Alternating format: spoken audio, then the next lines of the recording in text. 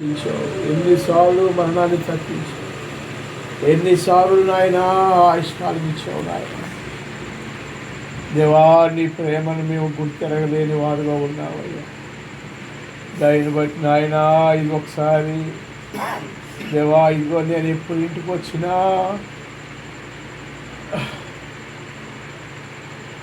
ఎంతో ఇదిగా నాయన పలకరిస్తూ ఉన్నాను. నేను ఒకసారి ఆయన కుటుంబాన్ని ఒకసారి ఆయన మీరు జ్ఞాపకం చేసుకోమని ప్రార్థిస్తున్నాను. ఆఖరి మధ్యలో ఎక్కువగా ఆయన బట్టి ఆయన మీరు అండగా తోడుగా కుటుంబానికి ఉండండి.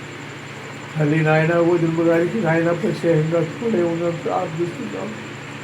శ్రమలలో కష్టాల్లో నేను అవమానాలు నిలబడి బిడ్డలు ప్రభా ఈరోజు నాయన శ్రేష్టమైన వారిగా చేశారు.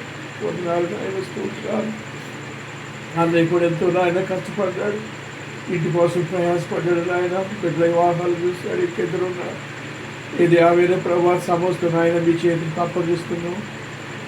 మీరే ఇక నాయన, మీరే ఆధారం, నీవే నాయన. కుటుంబ యజమాని లేని యొక్క కొరతను తీర్చేవాడు నీవే నాయన. కుటుంబ యజమాని లేని యొక్క దేవా దాన్ని పూడ్చేవాడు నీవై ఉన్నావు ప్రభా.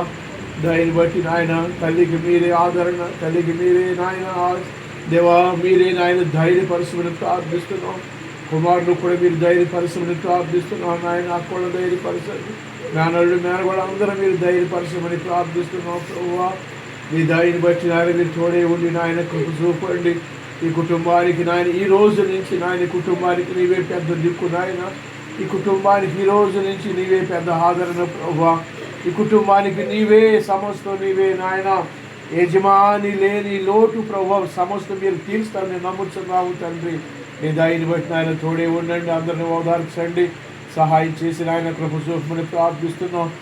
దేవా, ఈ రాత్రి అందరూ క్షేమం దయచే రేపు కార్యక్రమంతట్లో మీ చేతులకు అప్పగిస్తున్నాం. మీరే మహిమకర జరిగించి ఆటంకాలు దూరపరచమని యేసయ్య పరిశుద్ధ నామమున అడుగుచున్నాం పరలోకపు తండ్రి.